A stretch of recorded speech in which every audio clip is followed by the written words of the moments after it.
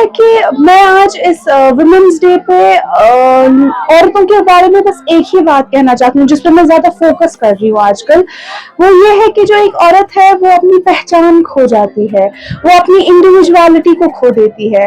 क्योंकि एक औरत इतने सैक्रिफाइसेस करती है, डेफिनेटली एक आदमी भी करता है, बट एक औरत उन सैक्रिफाइसेस के अंदर भूल जाती है कि उसकी अपनी पहचान है, उसका अपना डिसीजन हो सकता है, उसकी अपनी चॉइस हो सकती है।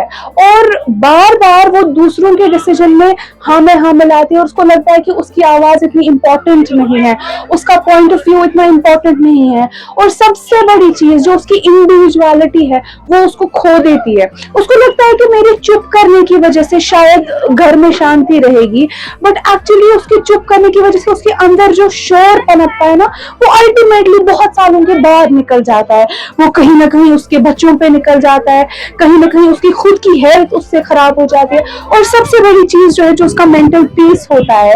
क्योंकि एक इंसान तब खुश होता है जब वो अपनी पसंद की चीजें करता है, अपनी पसंद की चीजें बोलता है। मुझे लगता है उस मेंटल केओस को खत्म करने के लिए एक इंसान को अपनी इंडिविजुअलिटी हमेशा जिंदा रखनी चाहिए। किसी को ये हक नहीं देना चाहिए कि वो आपके बदले डिसीजन ले।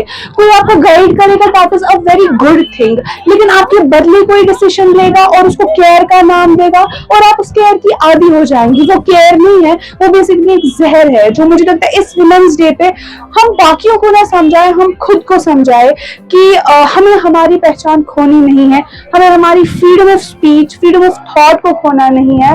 और तभी जाके फिर अगर हम एक घर में होम मेकर भी रहते हैं, वो भी हम प्रॉपरली उसमें कंट्रीब्यूट कर सकते हैं। बिकॉज हमें लगता है कि वी आर वी, जो मैं हूँ मैं वही हूँ, और मैं किसी के दबाव में कोई चीज नहीं कर रही हूँ, तो तब मैं प्रॉपर कंट्रीब्यूशन कर सकती हूँ और वही मैं अपनी आगे वाली नस्ल को भी दे सकती हूँ।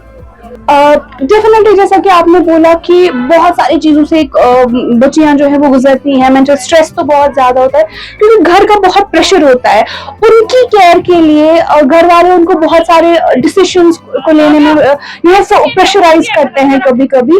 बट मुझे लगता है इस सिचुएशन में एक इंसान को चाहिए कि वो अपना पैशन फॉलो करे, अपना दिल फॉलो करे। एंड जैसा कि मैं बोलती हूँ आजकल बहुत ज्यादा कि किसी को खुश ना करे, बस अपने आप को खुश करे, डेफिनेटली अपने पेरेंट्स को खुश करे, और सबसे बड़ी चीज है ना अपने अल्लाह को खुश करे। बिकॉज जब वो राजी है ना तो आपके रास्ते क्लियर हो जाते हैं। व्हाट आई एम सेइंग कि होम मेकर हम बन जाते हैं लेकिन डिसीजन मेकर हम नहीं बनते। हमारा डिसीजन उतना इंपॉर्टेंट नहीं रहता, हमारा पॉइंट ऑफ व्यू उतना इंपॉर्टेंट नहीं रहता है।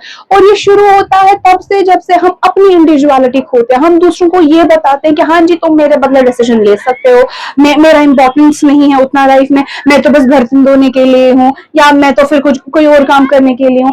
मेरा हर एक औरत को, चाहे वो शादीशुदा है, because it's never too late, अपनी इंडिविजुअलिटी को पहचानिए, अपने आप खड़ा रहिए, अपने डिसीजन को उतना ही इंपॉर्टेंस दीजिए जितना आप अपने हस्बैंड, अपने फादर के डिसीजन को देते हैं। Then we will be able to make a better society.